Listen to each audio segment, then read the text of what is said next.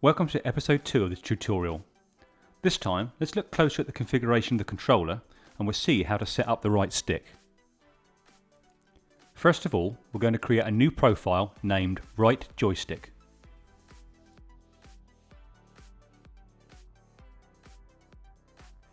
We can see that when we create a profile, the name appears in the top right corner. Now, let's enter the menu. First, on your left, you can see the static dead zone menu. So, what's a static dead zone?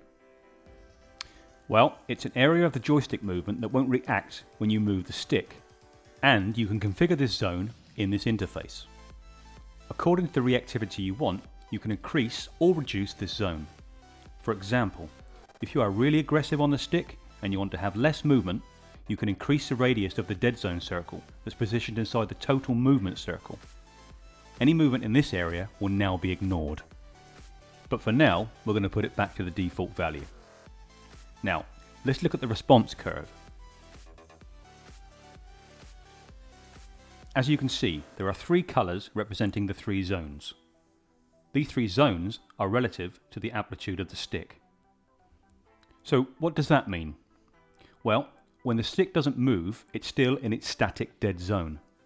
When you engage a movement, you can move to the maximum position in any direction. To simplify the configuration, we split up the movement in 3 sections: small, medium and big, which correspond to the gradient of the stick. So what does that mean in a game? To explain further, we're going to give some extreme examples. If we maximise the small movements, we get this kind of curve: 98, 1, 1.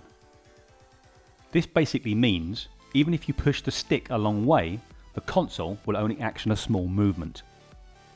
In contrast, if we set up a curve with a more aggressive arcade style, with a max value on the big movements, we will get a very sensitive and fast response, resulting in a full value every time. So for our profile, we're going to create a curve which will soften the response of the stick and will allow more precise movements. So with this example, we will get finer initial movement, but then more response the further we push.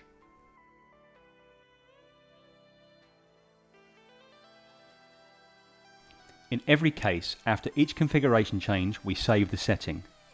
Then, when we go back to the main menu, we then click on Activate Profile to load it onto the controller.